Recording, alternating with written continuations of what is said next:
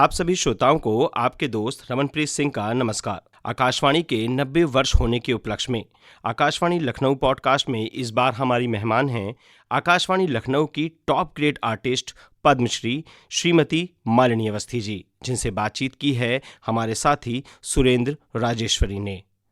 श्रोताओ, आकाशवाणी पर प्रसारण से पूर्व संगीत का दायरा इतना विस्तृत नहीं था। ये या तो रियासतों में बंद था या लोक कला के रूप में पनप रहा था। दोनों ही स्थितियों में इसका स्वरूप संकुचित था। आकाशवाणी की भारतीय मंच पर पुराने दिग्गजों तथा होनहार युवा कलाकारों के लिए अवसर प्रदाता के रूप में प्रस्तुति हुई। संगीत और संगीतज्ञों को देश के कोने कोने तक पहुंचाने में आकाशवाणी ने एक सशक्त माध्यम की भूमिका निभाई। आज आकाशवाणी एक तरह से विशालतम संगीत भवन है, भारत में सबसे बड़ा सांगीतिक मंच और व्याख्यान मंदिर है। इस विशालतम संगीत मंदिर में अपनी सुर साधना की है श्रीमती मालिनी अवस्थी जी ने। मालिनी जी, आपका बहुत बहुत स्वागत है। एक लंबे अरसे से आप संगीत की सेवा कर रहे हैं। हमारे सुनने वालों को बताएं कि ये आपकी संगीत की यात्रा का आरंभ कहाँ से होता है? नमस्कार और बहुत बहुत आभार मुझे यहाँ बुलाने के लिए। मुझे लगता है मेरी ज़िंदगी की पूरी कहानी यदि आप लिखेंगे तो उसमें एक बहुत बड़ा हिस्सा आकाशवाणी के हवाले होगा। मैं सोचती हूँ शायद मैं आज आपके सामने बैठकर बात ही न कर रही होती यदि आकाशवाणी का आशीर्वाद न मिला हो। और मेरे ख्याल में 90 बरस हुए आकाशवाणी को। जी जी जी जी। और आप ये समझ लें कि 50 साल का मेरा जुड़ाव रेडियो से है। वाह वाह। और वो कुछ इस तरह से कि मैं 10 बरस की थी, गोरखपुर में आकाशवाणी गोरखपुर का सेंटर खुला था नया उस दौर में। और तब बाल जगत में सबसे पहले तो बच्चों के साथ, वो भैया दीदी के साथ बच्चों की तरह हम लोग बैठ कर के बात करते थे। और वो पहला अनुभव था। ये बात हो गई 76 की, बहुत पुरानी बात। और आज लोग सोचते हैं प्रोग्राम्स लाइव नहीं होते, उस जमाने में सब कुछ लाइव ही होता था। और बड़े अच्छे कमाल के ज्ञानवर्धक बातें, बच्चों को अपनी कविताएं सुनानी होती थी। कोई गा सकता है तो गाए भी। और हमें आज भी याद है रेडियो के साथ हम लोग फर्टिलाइजर फैक्ट्री देखने के लिए जा रहे हैं तो कुशीनगर में गौतम बुद्ध जी की मूर्ति देखने जा रहे हैं। तो आकाशवाणी एक तरह से इल्म भी था, एजुकेटिव हम लोगों के लिए भी एक वो रहा। और फिर हमारे जो दोनों उस्ताद रहे जिनसे मैंने सीखा, रामपुर घराने के उस्ताद शुजात हुसैन खान साहब और पटियाला घराने के लखनऊ से ही गोरखपुर गए हुए उस्ताद राहत अली खान साहब, दोनों वहाँ म्यूजिक कॉम्पोजर्स थे। मैं आपको बयान नहीं कर सकती कि क्या शानदार, क्या बेहतरीन, क्या यादगार ऐतिहासिक काम उन दोनों के हाथों से रेडियो में उस जमाने में हुआ। नया नया रेडियो, क्रिएटिव टैलेंट की कोई कमी नहीं। और हम बस भाग्यवान ये थे कि जो एक बचपन से बड़े होने के बीच की जो एक उम्र होती है, जब आप बहुत कुछ दर्ज कर पाते हैं, सीख पाते हैं, हम उस उम्र में वहाँ पर थे।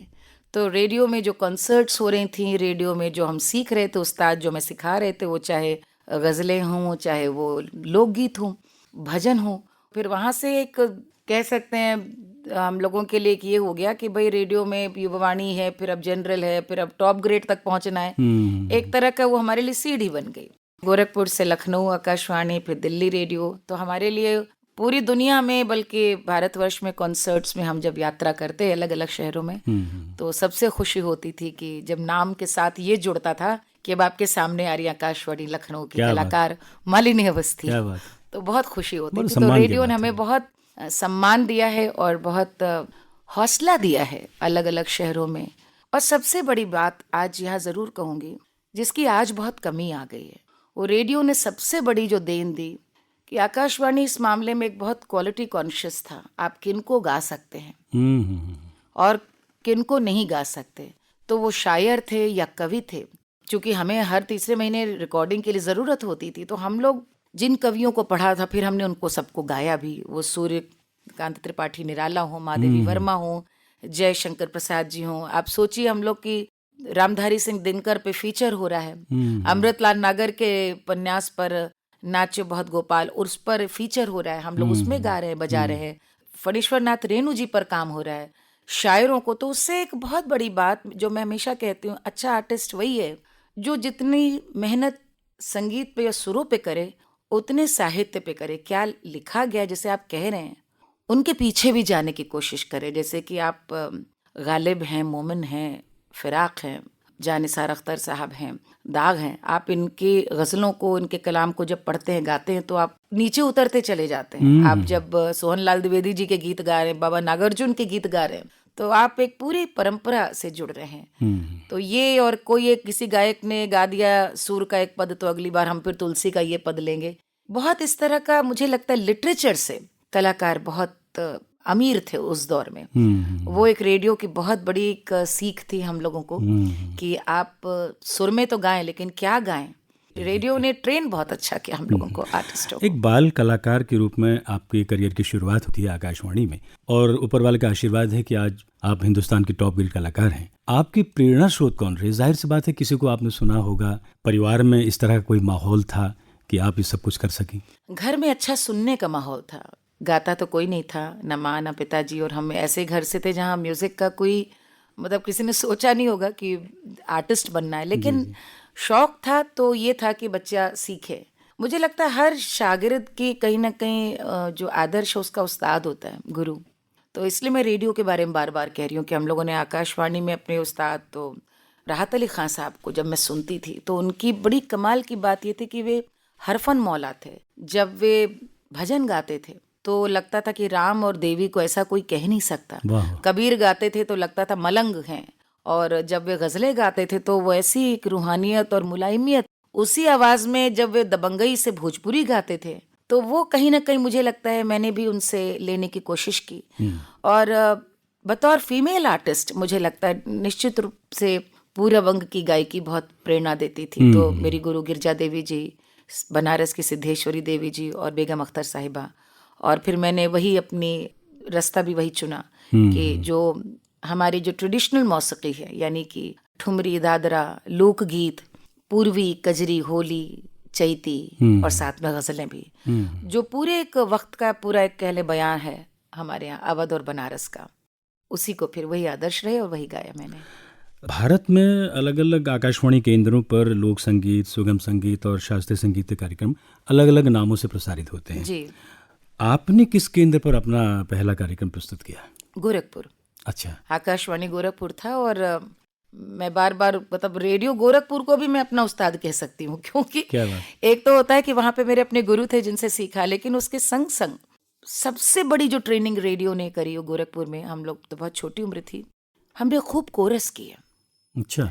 आजकल हर कलाकार बड़ा बनना चाहता है और वो चाहता है पहले दिन से उसको बड़ा गाना मिल जाए और उसका नाम हो जाए, लेकिन कोरस की जो ट्रेनिंग होती है जहाँ पे कोई एक बड़ा कलाकार गा रहा है और आप उन 4 लोगों में शुमार हैं जिन्हें कोरस करना है, तो आप देखने वाले को लगेगा आप कोरस गा रहे हैं, लेकिन दरअसल आप सबको जज्ब कर रहे होते हैं। आप मेन सिंगर को भी फॉलो कर रहे होते हैं, आप ज़्यादा फॉलो कर रहे होते हैं। आपकी लाइन कम है तो आप समझ ज़्यादा रहे, यदि आप में सीखने की एक इच्छा और सलाहियत है। और उस समय जो स्टाफ आर्टिस्ट होते थे आकाशवाणी में, क्या गुणी लोग होते थे। हमें याद है वहाँ पे हमारे यहाँ स्टाफ आर्टिस्ट सारंगी पे थे उस्ताद रहमू खान साहब, क्या सारंगी बजाते थे।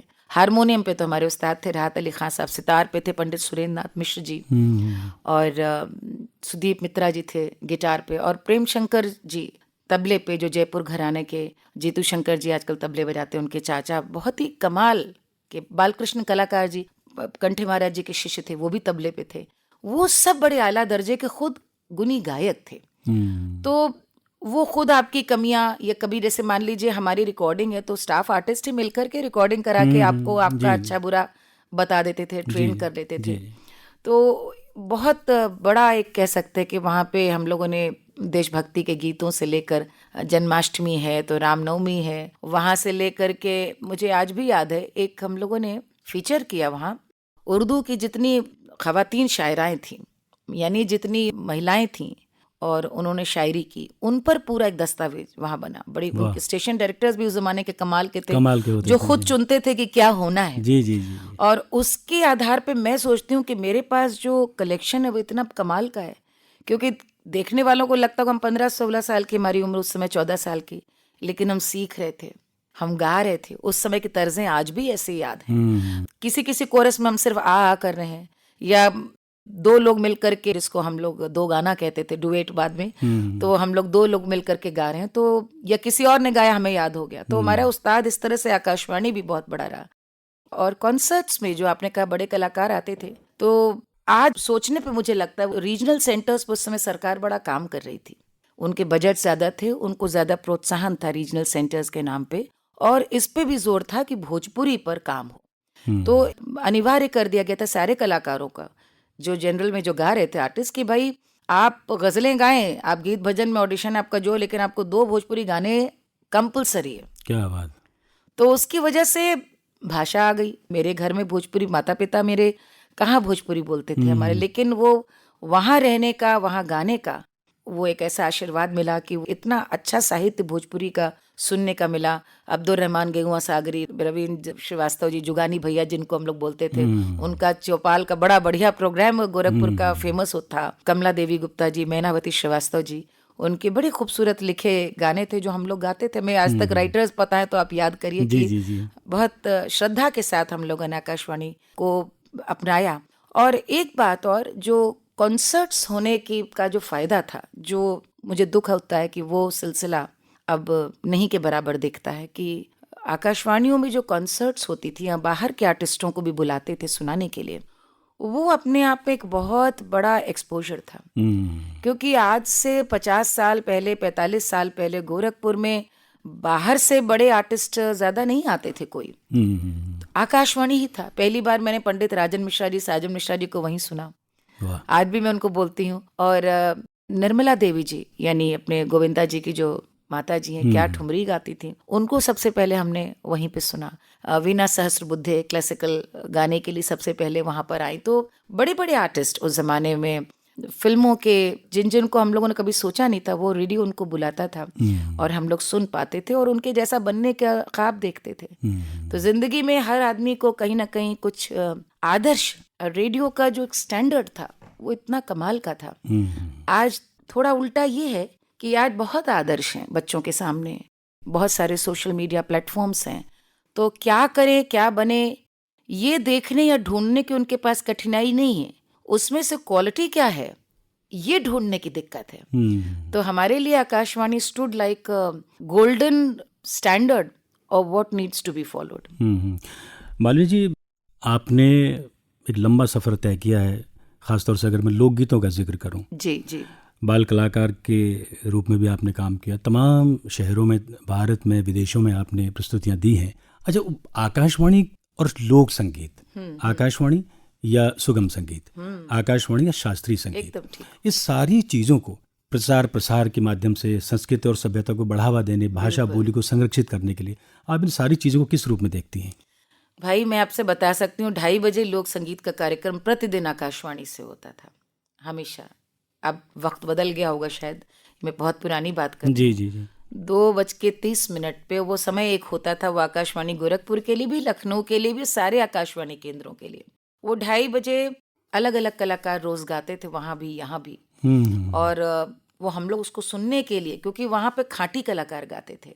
अच्छा, देखिए, मैंने एक चीज़ आपको बताई कि जो सुगम संगीत गा रहे थे उनके लिए भी अनिवार्य शर्त रख दी गई उस दौर में कि वो भोजपुरी ज़रूर गाएंगे, क्योंकि ये जियो आया था सरकार की ओर से आकाशवाणी गोरखपुर के लिए कि ये, और मेरे ख्याल में सारे रीजनल सेंटर्स को गया होगा कि वो अपने आंचलिक भाषा को पुष्ट करें।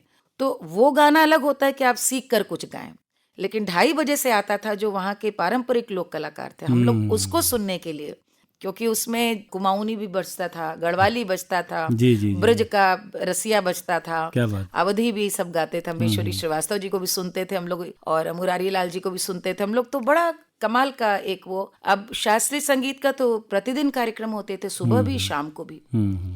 आप देखिए कि एक कार्यक्रम जो आपका एक होता था स्वर सरिता, सुबह 7:15 बजे, वो दिल्ली आकाशवाणी से होता था, जिसमें एक राग लेते थे और उस राग से उसको फिल्म में कैसे वो गाना गया, 15 मिनट का उसके स्वर सरगम, आरो अवरो पकड़ और फिर एक वो बड़ा पॉपुलर कार्यक्रम था, क्योंकि जिनको नहीं शास्त्रीय संगीत समझ में आता है वो उस फिल्म के गाने से ये समझ जाते थे, ओह अच्छा, इसकी आधारशिला ये है। मुझे लगता है आज फिर से उसी तरह से उस सहजता के साथ वो चीज़ों को लेकर के आने की ज़रूरत है। वो बड़ा कमाल का कार्यक्रम था। ऐसे मंगलवार को जो शास्त्रीय संगीत की सभा मंगलवासी, उसमें सारे क्लासिकल म्यूजिशियंस, उनका वैसे तो कभी भी गाते थे, लेकिन मंगलवासी संगीत सभा में गाने का एक अलग गोल्ड स्टैंडर्ड होता था कि लोग कहते थे भाई मंगलवासी में हम गा रहे हैं। सुनिएगा जरूर। और लोग कहते थे, भैया लोग सुनते थे, सुन करके वापस बताते थे कि आपने क्या गाया। और गजलों की जहाँ तक आपने बात करी, तो एक जब आपको नियमित गाना है, आपको हर 3 महीने में आपको एक रिकॉर्डिंग मिलेगी जो कि आप 2 गजलें कम से कम गाएंगे। 7.5 मिनट का एक चंक होता था, तो 15 मिनट में 2 गजलें हम लोग गाते थे। तो उसमें किसी से दूसरे से कलाम न मिले, हमारी ओरिजिनल चीज हो, तो फिर आप क्या करते हैं, आप मेहनत करते हैं, अच्छे शेर चुनते हैं, अच्छे शायरों को सुनते हैं, फिर आप सीखते हैं, उनके धुन बनाते हैं। तो उससे एक कहीं ना कहीं मुझे लगता है दूसरा क्या गा रहा है ये सुनने की भी बड़ी एक हम लोगों में तल्लीनता रहती थी कि अगले ने क्या गाया। साथ साथ रेडियो में, क्योंकि वो जमाने में जो एक पैरेलल म्यूजिक क्रिएट हो रहा था फिल्म के अलावा, उसे आकाशवाणी ने जब बजाना शुरू करा, तो हम पहली बार, मेरा मतलब पैरेलल म्यूजिक से है, जो गैर फिल्मी गाने जो फोक भी नहीं थे, यानी सबसे पहले आप जब गज़लें सुन रहे थे, जगजीत सिंह साहब को सुन रहे थे वहाँ, जब आप वहाँ पहली बार पंकज उदास जी को सुन रहे थे, और जब आप बेगम साहिबा को सुन रहे थे, या भजनों में आप जब सुन रहे थे अच्छे अच्छे कलाकारों को, और सब बॉम्बे की रिकॉर्डिंग्स होती थी, तो आपको समझ में आता था कि हम यहाँ पे जो लोकल स्तर पे रिकॉर्डिंग कर रहे हैं, और ये जो एल्बम्स, क्योंकि सबके वो जमाना सीडी का नहीं था, वो जमाना कैसेट्स का भी बाद में कैसेट आया, मैं उसके पहले की बात कर रही हूँ, तो सबके रिकॉर्ड्स भी नहीं थे। लेकिन संस्कार रोपने में रेडियो का बहुत बड़ा हाथ रहा। आराधना, रामचरितमानस मुकेश जी की गाई हुई रोज सुबह बजती थी, हरिओम शरण जी के भजन रोज बजते थे। तो एक बड़ा खूबसूरत बैलेंस म्यूजिक का 24 घंटे में रेडियो ने कर रखा था कि सबके हिस्से में सब कुछ था, कुछ इग्नोर्ड नहीं था। फिल्म म्यूजिक भी था, क्लासिकल भी था, और किस्सा कहानी थी, नौटंकी थी, नाटक था, एकांकी भी थे, बहनों के लिए भी था, किसानों के लिए भी था, हर वर्ग, तो हर आयु सब वर्ग कुछ। इसीलिए रेडियो की उम्र इतनी लंबी रही है कि वो हर आदमी के कान पे वो ये रहता था कि उस सबके लिए कुछ न कुछ है। लोकगीतों के लिए कहा जाता है मालिनी जी कि इनका कोई रचयिता इस तरह से होता नहीं है, कंठ से कंठ तक की लोकगीतों की यात्रा होती है, उस जमाने में भी गाए जाते रहे हैं। संस्कृति और सभ्यता, अपना ग्रामीण जीवन, खुशी, गम, दर्द, खेत, उनका जो ग्रामीण जीवन है, उनको समय होता है लोक संगीत। अच्छा, आपके ज़माने में, उस ज़माने में कौन कौन से ऐसे लोकगीत थे जो आपने गाए, जिसमें दर्द भी था, खुशी भी थी, गम भी थी, किसान की जिंदगी भी थी, भावपूर्ण हुआ करते थे? लोकगीत तो पहली शर्त यही है कि भावपूर्ण होंगे। पहली बात, यदि भाव नहीं है तो लोक हो नहीं सकता, लोक नहीं हो क्योंकि सकता। लोक का संप्रेषण ही भाव से ही होता है। जी, बिल्कुल। उस भाव को बस शब्द मिल गए, वही लोकगीत। पहले तो भाव है, भाव के बाद शब्द आया। लोक क्या कहना चाह रहा है, लोक का यदि इस समय प्रतिनिधि स्वर किसान है, और जैसे अभी की बात मैं करूं, जैसे अभी हम आपसे आज जब रिकॉर्डिंग कर रहे हैं, तो किसान बड़ा खुश है क्योंकि गेहूं कट चुका है, सरसों कट चुकी है, उर्दी चना सब बुआ चुकी है, और खुशी इस बार की है कि अब की बार बारिश ने खेल नहीं बिगाड़ा, गेहूं खराब नहीं हुआ। तो कटाई के गाने होते हैं, या ये 1 महीना जो पूरा है कि वो इतनी धूप में वो अपना पूरा खेत को तैयार करेगा धान की खेती के लिए। तो हम लोगों के इस समय क्या गाते हैं, खेतन में लागी कटनिया हो राम, सैया चले परदेस हो, सैया चले परदेस हो, खेतन में लागी कटनिया हो राम, सैया चले परदेस रे, सैया चले परदेस। अब ये पति जिसका चला गया हो और कटान का समय है, तो पत्नी कह रही है कि भाई वो हाथ पैर जोड़ेगी, देवर को, जेठ को बुलाएगी, फिर अपने ससुर से कहेगी, या पड़ोस में किसी से कहेगी, भाई को बुलाएगी, और या फिर कटाई खुद करेगी। सबसे ज्यादा तो औरतें खेत में काम करती हैं। तो वो लोक का, समाज का जो दर्द और संघर्ष और हर दुख सुख गीतों में इतना साझा हुआ। तो शुरुआत के जो गाने आप बताते हैं तो बहुत सारे, जैसे मुझको तो पुराने गाने एक जैसे याद है कि बड़ा खूबसूरत नायिका कह रही है, विरह में है अपने पति के, लेकिन उसकी सबसे अच्छी सहेली भी ननद है, उसी से कह रही है, मारे करजवा माती बलम घरे ना मोरे ननदी, मारे करजवा माती बलम घरे ना मोरी ननदी, हमरी अटरिया पे कागा बोले, कागा बोले, सुनी जिया मोरा धर के कब आई है भैया तो हार मोरी ननदी मारे हो मारे करजवा मातीर बलम घरे ना मोरे ननदी। क्या बात, वाह वाह। अब इस गाने में प्रतीक्षा भी है और एक पूरा सामाजिक संकेत कागा की उपस्थिति है। जी जी जी। और उससे संकेत मिलना, सवाल उसी से है ननद से कि तुम्हारे भाई कब आएंगे, तुम ही बता दो कागा बनकर। तो बहुत सारे गाने और इन गानों में अलग अलग, कहीं नायिका है, कहीं कुछ है। बस उन लोकगीतों को सुनते सुनते गाते गाते वो पूरी एक जमीन समझ में आने लगी। जैसे भोजपुरी में निर्गुण परंपरा का बहुत बड़ा हाथ है। जैसे अटरिया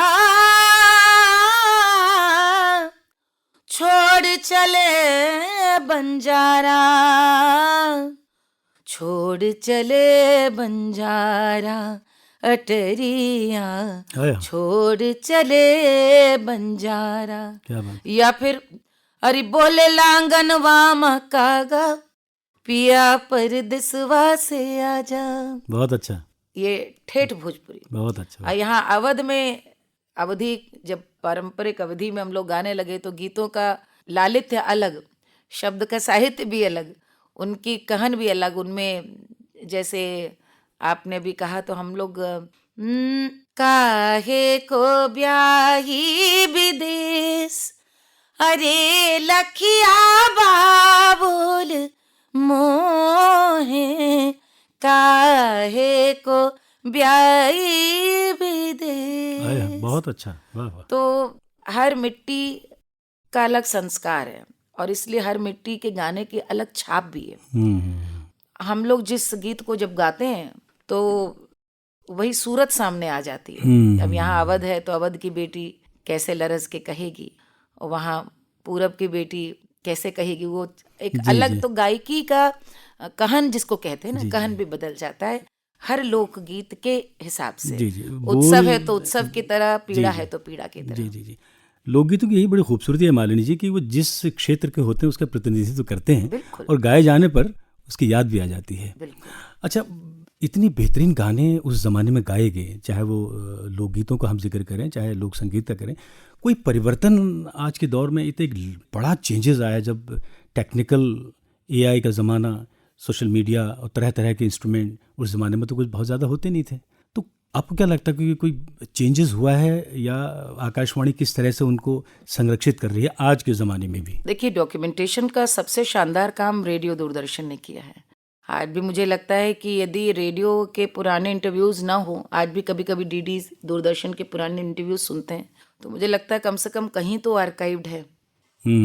तो आर्काइविंग बहुत बड़ी बात है, बहुत ज़रूरी भी है, ये होते रहना चाहिए। आकाशवाणी गाहे बगाहे कलाकारों को डॉक्यूमेंट करता रहे, आज भी ज़रूरी, क्योंकि आप जो कर रहे हैं वो तो नित्य डॉक्यूमेंटेशन है।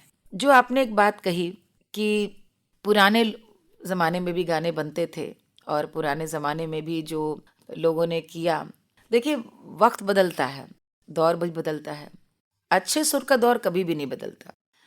तो अच्छा गाना बजाना उसका समय हमेशा रहता है। चूँकि संगीत के साथ चीज़ों को पेश करने में एक्सपेरिमेंट्स इतने होने लगे, मुंबई में अलग तरह का गाना होने लगा और फिर कई लोगों को जो एक परंपरागत तरीके से गाना बजाना चल आ रहा था उसको लेके डाउट हुआ कि क्या ऐसे ही पेश करना ठीक रहेगा, कोई सुनेगा, क्योंकि तरीके बदल गए। जैसे अब आप देखिए, लोकगीत कोई सोच नहीं सकता था कभी ऑडिटोरियम में सुने जाएंगे। लोकगीत आंगन की चीज़ें थी, घर द्वार की चीज़ें थी, और उनको आज जब प्रेक्षागृह में गा रहे हैं आप, तो वो गाने जो शायद सिर्फ एक ढोलक पे गाए जाते हों, मजीरा पे, वो आप 6 साज के साथ पेश कर रहे हैं। ये जब आप पेश करने लगते हैं तो सुर, साज, आवाज़ पे कहीं ना कहीं भारी हो जाता है, क्योंकि वो आजकल साउंड के में भी इतनी गिमिक्स हैं, टेक्नोलॉजी में इतने गिमिक्स हैं, लेकिन घूम फिर कर सबको वही चाहिए कि कम से कम साज और आवाज़ वैसे ही आए। क्योंकि कई बार बहुत समझदारी के साथ कोई गाना बजाया जाए तो टेक्निकली भी साउंड हो गाना, नए ज़माने में मशीन पे गाना बना हो, हर तरह से उसमें मॉडर्नाइजेशन कर लें, लेकिन यदि सामान बनाने वाले में इतना सलीका और समझदारी है कि उसने इमोशन को हावी रखा है, कंटेंट को और सिंगर को, मेलोडी को हावी रखा है, तो हम मॉडर्न गाने को सुनते हुए भी हमें लगता है आह क्या बात है। कुछ गाने देखे क्या कमाल के बन रहे हैं और आपको लगता है नहीं क्या बात है, इसमें रूह है। बात यह कि वो सेंस ऑफ बैलेंस हर एक का अपना अपना है।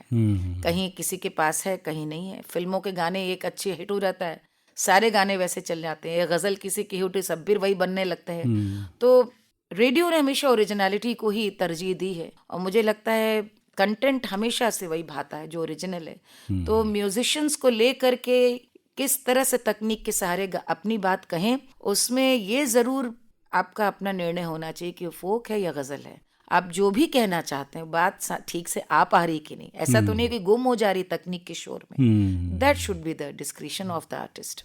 आपने भारत और विदेशों में भी मालिनी जी कई शोज़ किए हैं, हमने बहुत सारे शोज़ आपके देखे हैं, सोशल मीडिया पर भी, लाइव भी आपको सुना है सामने भी।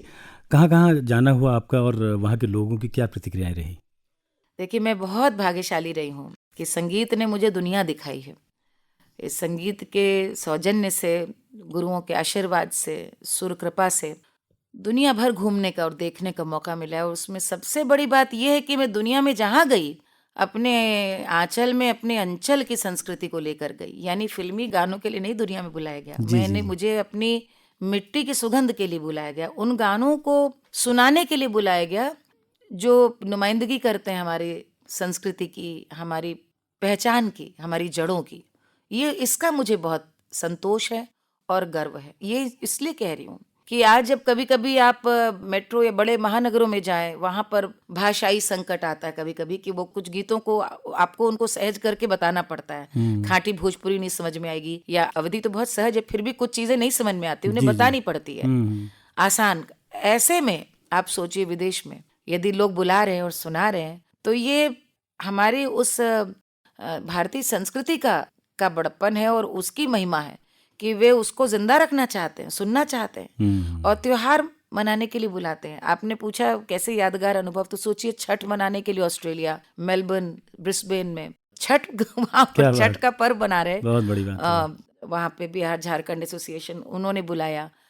होली करने के लिए नीदरलैंड्स, दिवाली करने के लिए अगेन नीदरलैंड्स, गणेश जो चतुर्थी हमारे यहाँ पर पूरा एक सप्ताह का जो गणेश उत्सव, गणपति उत्सव मनाते हैं, उसके लिए फिलाडेल्फिया अमेरिका, 15 अगस्त के लिए ह्यूस्टन अमेरिका। तो ये आपको मैं बता रही हूँ कि त्योहार पर्व, होली, दिवाली, छठ, गणपति, यदि इसके लिए दशहरे के लिए यदि आपको सुरीनाम, मॉरिशस, इन सब जगह बुलाया जा रहा है, तो क्योंकि त्योहार हमें जोड़ते हैं, हमें बांधते हैं। जी। लेकिन सबसे बड़ा, पूरी दुनिया घूमी हूँ मैं, 2 देशों का मैं इसलिए नाम लेना चाहूंगी कि उन देशों में अंग्रेजी भी नहीं बोली जाती।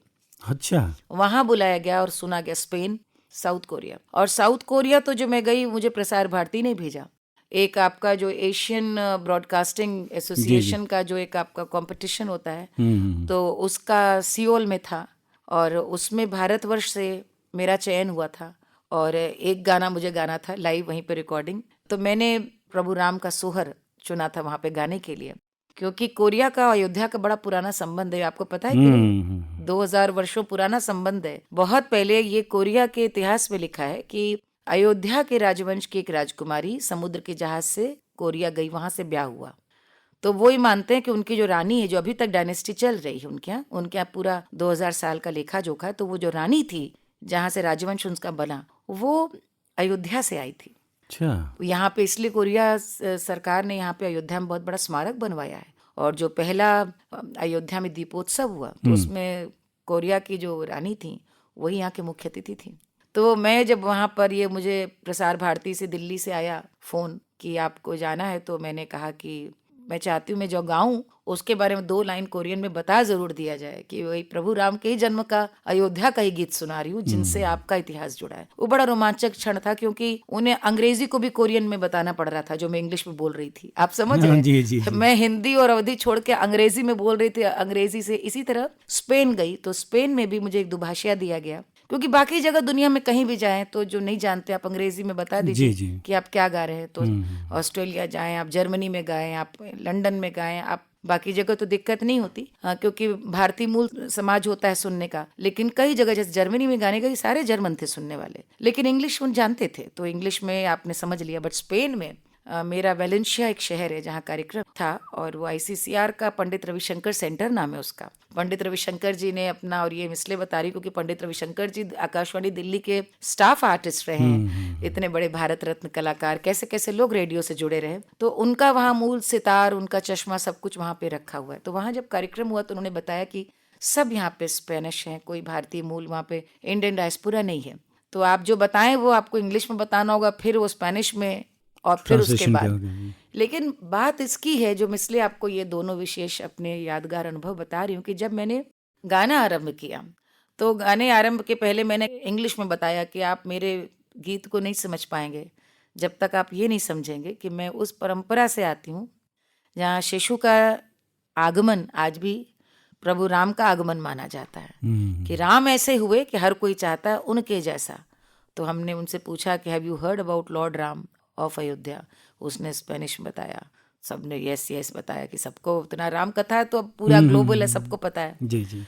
तो वो ये जान करके गाना शुरू होने के पहले ताली बजा रहे थे, तो मैंने उनसे पूछा जो हमारी दुभाषिया थी कि ये ताली क्यों बजा रहे हैं, मैंने तो भी गाना भी नहीं शुरू किया। तो उसने भी पूछा, स्पेनिश में बताया कि शी वांट्स टू, तो उधर से उत्तर आया, तो उन्होंने कहा हम इसलिए ताली बजा रहे हैं कि गाना तो हम बाद में सुनेंगे, लेकिन हम इसलिए ताली बजा रहे हैं कि व्हाट आर ग्रेट कंट्री, कि आप कैसा भारत देश है जहाँ पर कितने thousands and thousands years ago there was a king and you still celebrate your child age if that lord Ram is born. वो अंग्रेजी में उसने हमको बताया कि ये स्पेनिश में कह रहे हैं। तो मैंने ये उस दिन ये समझा कि जो कथा कहन का जो सूत्र है पूरी दुनिया में, वो बात पहुंचती। लोकगीत भी एक तरह से संप्रेषण है, वो कहानी को हम कह रहे हैं, स्वर उसके माध्यम है, हम उस कथा को कह रहे हैं, और उस कथा का भाव वो श्रोता तक पहुंच गया, जिसको भाषा नहीं समझ में आ रही थी वो बात वहां तक पहुंच गई। तो मुझे विदुषों के ऐसे कमाल कमाल के अनुभव हुए। एक बार मैं अमेरिका में गा रही थी, सिंसिनाटी यूनिवर्सिटी में प्रोग्राम था, तो वहां पे जब मैंने काहे को विदेश आई, इसको सुन के सब वहां रोते हैं, क्योंकि बहुत बार वहाँ पे जब इतना हिचकी बांध के फिर मैंने गाना बीच में बंद किया, क्योंकि उसके अंतरे ऐसे हैं शब्द उसके, हम तो बाबुल तोरे खूंटे की गैया, हम तो बाबुल, तो वो इतना फपक के वहाँ 3-4 लड़कियां बैठी थी, रोने लगी। तो मैं, याद से 20 साल पुरानी बात है, मैं भी घबरा गई और मैंने बंद कर दिया बीच में। तो मैंने कहा कि आई एम सॉरी, मुझे लगा सब चुप हो गए, और वो इतनी देर 10 मिनट रोती रही लड़कियाँ, सारे लोग फिर उनको उठ के संभालने लगे। तो फिर वो बोली नो प्लीज़ कंटिन्यू सिंगिंग, आप गाती रहिए। मैं उनका गाना सुन के मैं हिल गई। तो पता चला कि जो रो रही थी वो वहाँ पे HB1 वीज़ा जो जब तक न लगे तो वो ग्रीन कार्ड के लिए अप्लाई किया था उन्होंने, मतलब वो बेसिकली वहाँ पर रहने के लिए सरकारी जो वहाँ पे US की, आज तो और भी नियम की सख्ती हो गई, उस समय की बात है, तो उसको पाने के लिए अनिवार्य है कि आप फिर अमेरिका छोड़ के जा नहीं सकते।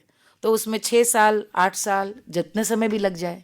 अब उस बीच में यदि माता पिता बीमार हुए या कोई न रहा या कोई किसी की शादी हुई, ये तो मेरे यहाँ हुआ है। हमारे देवर अवनीश के जो छोटे भाई थे वो तो अमेरिका में थे और उन्होंने ग्रीन कार्ड के लिए अप्लाई किया था, इधर हमारी विवाह तय हो गए, वो नहीं आ पाए विवाह में, शादी के बाद आए।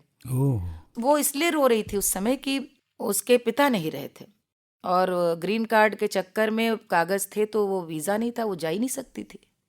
तो मुझको तब लगा कि खुसरो ने कब कहा था एक अवध की बेटी के लिए, लेकिन ये बेटी पूरे दुनिया में कहीं भी हो सकती है कि काहे को ब्याही विदेश, परदेश जो लड़की चली गई, उस लड़की की शिकायत अपने पिता से या अपने मन की बात, और तब लगा कि वाकई है पूरी दुनिया में जो भी हम लोग कहते हैं तो ये ग्लोबल कॉन्शियसनेस है। हम इसको बहुत सीमित कर देते हैं, गोरखपुर का गाना है, पटना का गाना, इलाहाबाद का गाना है, वो वहाँ की कहानी है और वो कहानी बहुत दूर बैठे फिजी के एक आदमी को अपनी लग सकती है, मॉरिशस की एक लड़की को अपनी लग सकती है। बिल्कुल। और इन अनुभवों ने बहुत समृद्ध किया मुझे। मतलब मैं आपको अनुभव कितने बता सकती हूँ। हॉलैंड में मैं ये तो इसको बता के फिर आगे चलती हूँ कि क्योंकि मुझे लगता है कि कलाकार, एक आर्टिस्ट भी सीखता जाता है, तो मुझे लगता है मुझे तो मेरे विदेश के अनुभवों ने बहुत सिखाया। मैं नेदरलैंड्स गई, पहले मॉरिशस गई थी, मॉरिशस में विश्व भोजपुरी सम्मेलन था, तो वहाँ पर एक व्यक्ति मुझसे मिलने आए कि हम हॉलैंड से हैं और हम एक टेलीविज़न सीरीज़ बना रहे हैं और हम बताना चाहते हैं कि क्यों अपनी भाषा से जुड़ा रहना चाहिए। तो आपको देख के बड़ा अच्छा लगा, आप जितनी धड़ल्ले से अंग्रेजी बोलते हैं वैसे आप भोजपुरी बोलती हैं, तो आपका एक इंटरव्यू लेना है और आप थोड़ा भोजपुरी में बोलिएगा, थोड़ा अंग्रेजी में बोलिएगा। तो मुझे बड़ा अजीब तो लगा और मैंने उनसे पूछा कि क्यों चाहते हैं। बोले क्योंकि हमारे यहाँ समस्या है कि नए बच्चे डच संस्कृति में ढल रहे हैं, हम ये वहाँ दिखाएंगे कि देखो भारतवर्ष में बेटी है एक, और उसको आधुनिक होने से भी अभिमान है, उतना अभिमान जड़ों से जुड़ने में कि उसको लज्जा नहीं अपनी बोली जुड़ने से। तो मुझको लगा कि क्या बात है, परदेश में इस बात की उनको समझ है जो हम लोग को नहीं माता पिता समझ रहे हैं, उन्हें पता है। तो मैं जब वहां पर गई, उन्होंने बुलाया तो हमसे एक डॉक्यूमेंट्री पे गाना और संगीत दिलवाया। क्या आप सोच सकते हैं वो विषय क्या था उस डॉक्यूमेंट्री का? ये मैं नीदरलैंड्स हॉलैंड की बात कर रही हूँ। विषय था works and life of Goswami Tulsidas. उसका मैंने संगीत दिया और मैंने उसमें गाया भी, और इसका निर्देशन किया था फ्रोक्यो थी, गोल्डन ग्लोब अवार्डी विनर थी। अब मुझे इतना आश्चर्य हुआ, मैंने उनसे कहा कि जब आपके पास बड़ा समृद्ध देश है हॉलैंड, कि आप किसी को भी बुला सकते हैं, मेरा तो 20 साल पहले उतना अनुभव भी नहीं था। उन्होंने कहा नहीं, आप ही कर पाएंगे, इतना आपको ये भजन और जो चीज़ आप जानती हैं। और मैंने उनसे पूछा कि आप इस पे बना क्यों रहे हैं? ये बात है सन 2003, यानी 25-24 साल पुरानी बात है। तो उन्होंने मुझसे कहा कि हम लोग ये इसलिए बना रहे हैं नीदरलैंड्स भारतीय समाज के लिए कि गोस्वामी जी नहीं होते तो हमारे सामने कोई आदर्श नहीं था। राम का आदर्श गोस्वामी जी ने रखा। और हम जो हॉलैंड में भारतीय समाज है, दरअसल हम लोग 1835 में जब गन्ने की खेती के लिए गुलाम बन करके फ्रेंच सरकार और डच सरकार और ईस्ट इंडिया कंपनी ने हम लोगों का ठेका किया और हम लोग को बिहार से उत्तर प्रदेश से लेकर के कलकत्ता के जहाज में बैठा कर सूरीनाम और मॉरिशस ले गए। तो हम लोग तो सूरीनाम पहुंचा दिए गए थे 1876 में। तो जब हम गए, हमारे संग तो कुछ था नहीं, हम तो सोचे 3-4 दिन की मजूरी को जा रहे हैं, हमें क्या पता था जिंदगी भर को घर छूट जाएगा। तो हम आ गए और यहाँ बड़ा हमारे संग बुरा सलूक हुआ, खाने को नहीं देते थे, उससे पत्थर तोड़ते थे, खेत बनाने का काम कर रहे थे। तो उस समय हमारे पास शक्ति सिर्फ 2 थी, हनुमान चालीसा और रामचरितमानस। अच्छा, परिवर्तन के इस दौर में जिस ज़माने के गीतों का हम लोग जिक्र कर रहे हैं, उस ज़माने के गायक कलाकारों का जिक्र कर रहे हैं, आज ये लगता है कि रातों रात कलाकार स्टार बनना चाहता है। आप लोगों ने वो ज़िंदगी जी है, पहले भाषा बोली, देखी, सुनी, समझी, उसको जिया, उसके बाद उसके भाव को समझा, फिर उसके बाद इतनी लंबी यात्रा करके आप गा रही हैं, आज भी गा रही हैं। तो कोई परिवर्तन आपको दिखता है? फिर आकाशवाणी अपनी जिम्मेदारी कैसे निभा रहा है इसमें? भाई मैं तो यही कह सकती हूँ कि हम लोग बड़े भाग्यवान रहे कि हमने आकाशवाणी का स्वर्ण युग देखा। हम आकाशवाणी के स्वर्ण युग की रश्मियाँ हैं, मैं कह सकती हूँ हम लोग रश्मियाँ हैं, क्योंकि हम अच्छा साहित्य पढ़ना, अच्छे शब्दों का प्रयोग करना, ये तो आकाशवाणी ने सिखाया। वाचन कैसा हो और कैसी भाषा हो तो आकाशवाणी ने सिखाया।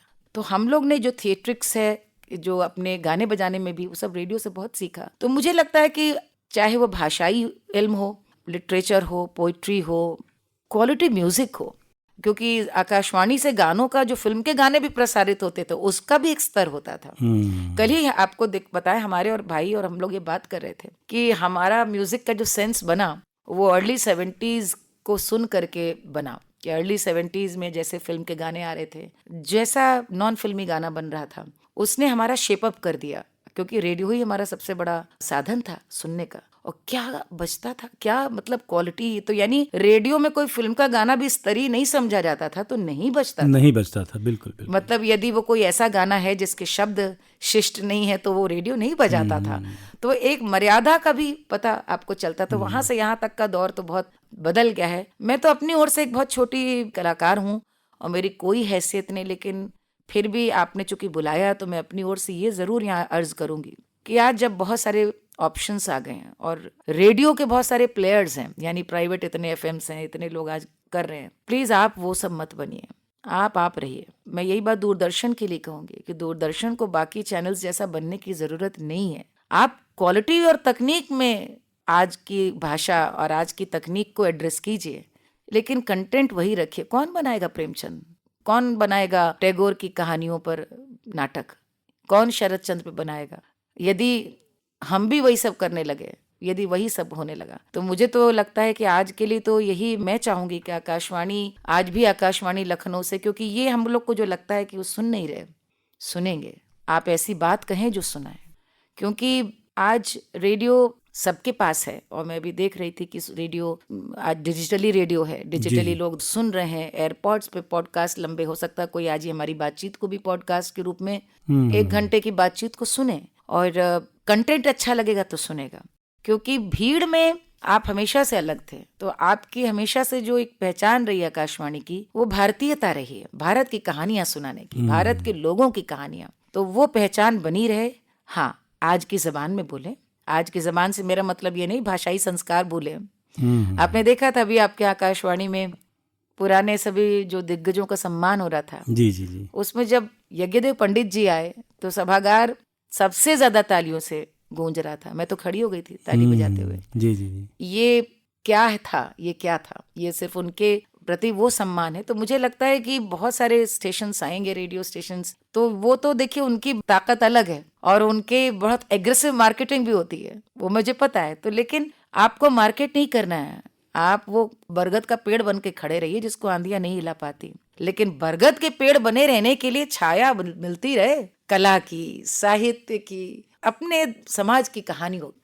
90 वर्ष पूर्ण कर चुका है आकाशवाणी, जी, और जी। आज भी रविवार को, शनिवार को जी। संगीत के अखिल भारतीय कार्यक्रम प्रसारित किए जाते हैं। बिल्कुल, आकाशवाणी अपनी उस परंपरा को आज उसी रूप में कायम जिंदा है, रखा बिल्कुल है। कायम। ये बहुत बड़ी बात है। आप इतना अच्छा गाती हैं मालिनी जी, रियाज कितना करती हैं? देखिए, मुझे लगता है कि हर वो कलाकार जो रोज गा रहा है, यानी जो लाइव परफॉर्म कर रहा है, उसके लिए तो रियाज न करना कोई ऑप्शन ही नहीं है। जैसे अभी आपने ही अचानक गाने को कह दिया, न साज है न कुछ है, और इसको लाखों लोग सुनेंगे और ये तो हमेशा के लिए हो गया। जी जी जी, तो हम क्या पेश कर रहे हैं वो बिना रियाज के, क्योंकि गला जो है वो सिर्फ एक ही चीज का दोस्त है, रियाज का। यदि आप रियाज कर रहे हैं तो गला उस आपसे दोस्ती करके रखेगा। रियाज छूट गया और एक दिन आप चाहें कि गला आपका साथ दे तो वो दगा दे जाता है। तो हमारे पास ऑप्शन नहीं है रियाज न करने का। और हम लोगों ने तो देखिए जिन गुरुओं को देखा, जिनसे सीखा, हमारी गुरु गिरजा देवी जी 89 में उन्होंने दुनिया ये छोड़ी, ब्रह्मलीन हुई। 89 तक 2.5 घंटा बैठ करके गाती थी, और मजाल क्या उनका स्वर जो हिले। तो जो हम लोग कहते हैं दैवीय कृपा, वो दैवी कृपा के लिए खुद भी लगना पड़ता है। और मुझे लगता है जब आप संगीत में लीन हो जाते हैं तो वो जैसे पूजा धर्म बन जाता है, तो रियाज करना आपका एक धर्म है, इसके बिना छुटकारा नहीं। तो जो भी यदि गाना चाहते हैं और अपनी लंबी यात्रा देखते हैं, तो बहुत लोग कहते हैं पहले अच्छा गाते थे या फिर छूट गया। कई लोगों का आप सुनते हैं, बड़ा कॉमन शब्द है छूट गया, या किसी का आप सुनते होंगे आवाज अब काम नहीं करती, या किसी का कोई वो मिलता है, किसी का कोई। तो ये जो बातें, बहाने या दुश्वारियां हम सुनते हैं, दरअसल उसका कारण एक ही है, रियाज छूट गया बस। एक कलाकार को खान पान का कितना ध्यान रखना चाहिए? देखिए फिर अगेन वो आपके बिहेवियर में ही आ जाता है। खान पान माने जैसे मैं आपको अपनी ही बता सकती हूँ, दूसरों का मैं नहीं जानती, लेकिन शुरू से चूंकि मैं स्कूल में भी बहुत चंचल थी, खेल कूद में, पढ़ाई में अव्वल थी, बहुत सारी मल्टी फेसेटेड एक्टिविटीज में इन्वॉल्व रहती थी, तो बोलती बहुत थी। तो वो आवाज़ पे आता था कि भाई आपका वोकल स्ट्रेस आपको कम देना है। तो उसका नतीजा ये हुआ कि अचार दूर हो गए, चटनियाँ दूर हो गई, दही दूर हो गया, आइसक्रीम दूर हो गई, कुल्फियाँ दूर हो गई। तो आज तक ये हमारे डाइट का हिस्सा नहीं है। लेकिन इसका मतलब ये नहीं मिठाई से परहेज हो। लेकिन मैंने देखा है कि कभी कुछ जैसे ठंडा पानी, हम बहुत ठंडा नहीं पीते। और मैंने ये देखा है, जो एक गुरु की बात है, अपनी खुद की आजमाइश, वो ये कि यदि आप बदपरहेजी कर लें तो आप, यदि रियाज करता हुआ गला है तो नुकसान नहीं करेगा। आपने समझा मैं क्या कह रही हूँ? जी जी, कि यदि मैं रोज रियाज कर रही हूँ तो मैं कभी, यदि मान लीजिए, वैसे तो खाती नहीं, आइसक्रीम खा लूँ, बर्फ का पानी पी लूँ, गला नहीं बैठेगा, क्योंकि उसको रोज दौड़ने की आदत हो गई है। इसलिए रियाज तो कहते हैं लोग जरूरी है। ईश्वर की अनुकंपा से और आपकी जो मेहनत, लगन और अपार जो अगाध प्रेम संगीत के प्रति था, भारत सरकार ने आपको पद्मश्री अवार्ड से नवाजा। उस पल को शेयर करें हमारे सुनने वालों के साथ। जी, बहुत बहुत खुशी हुई, और खुशी अपने लिए से ज़्यादा ये हुई कि उत्तर प्रदेश की लोक परंपरा का सम्मान हुआ। मैं पूरे देश भर में अलग अलग अंचलों के लोक कलाकारों को सुनती थी, लोक संगीत का प्राबल्य देखती थी कि लोग आइडेंटिफाई करते हैं, ये गुजराती है, ये राजस्थानी लोकगीत है, ये पंजाबी है, ये नॉर्थ ईस्ट का है, ये मराठी है। और हमारे यहाँ की इतनी खूबसूरत चीज़ें, इतनी खूबसूरत विधा, बन्ना बन्नी, सोहर, होली, कजरी, चैती, कोई बात ही नहीं करता। और वो चैती और कजरी को तो क्लासिकल वालों ने भी अपना लिया, उसमें शुमार हो गया कि वो सेमी क्लासिकल फॉर्म है। जी जी। है पूरा पूर्वी ये आपका फोक फॉर्म। तो ये कौन, उसके लिए कौन लड़ेगा, उसके लिए कौन कहेगा कि भाई बिरहा, हमारे आल्हा, इनके भीतर की जो एक पूरी चेतना परंपरा है, आल्हा पूरा गौरव गान है वीरों का। बिरहा जो है समाज में जो कुछ हो रहा है उसका कहन है। सोहर उस परंपरा का सम्मान है जहाँ गर्भवती स्त्री के शिशु का शुभता के साथ प्रवेश हो इस संसार में। वो मंगल अर्चन है महिलाओं का। इस भाव को कौन बताएगा? इसी के लिए लड़ रही थी, इसी के लिए गा रही थी इतने सालों से। तो अपने से ज्यादा पद्म सम्मान जब मिला, मैंने यही बोला भी कि ये मेरा नहीं, ये उत्तर प्रदेश के एक एक लोक कलाकार का सम्मान है, लोक भाषाओं का सम्मान है, और उन सभी कलाकारों का सबसे पहले सम्मान है जो गुमनाम चले गए। मालिनी जी, बिल्कुल भी नहीं चाहता कि हमारी इस बातचीत को यहीं रोक दिया जाए या समापन की तरफ लेके जाया जाए। इससे पहले कि इस कार्यक्रम से हम विदा लें, मैं सभी सुनने वालों की तरफ से आपसे आग्रह कर रहा हूँ, अनुरोध कर रहा हूँ, कोई अपना पसंदीदा गीत हमारे सुनने वालों तक पहुँचा दें। ये गीत अपने स्वर में या कोई? हाँ, बाली उमरिया में ब्याह के आई, मैं भोली सैया नादान। हाँ, कैसी विपत पड़ी मोरी गुइया, कछु न बूझे अजान।